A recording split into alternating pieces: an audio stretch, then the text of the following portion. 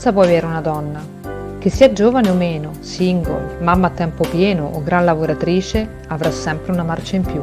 Oggi come non mai accolgo in me il vero senso di essere e sapermi coscientemente donna, protesa verso gli altri quando il mio sentire è il tuo sentire. La vita è come una canzone. C'è un inizio, c'è una fine, c'è una storia raccontata. E noi donne lo sappiamo bene. Noi donne siamo dono e forza della natura.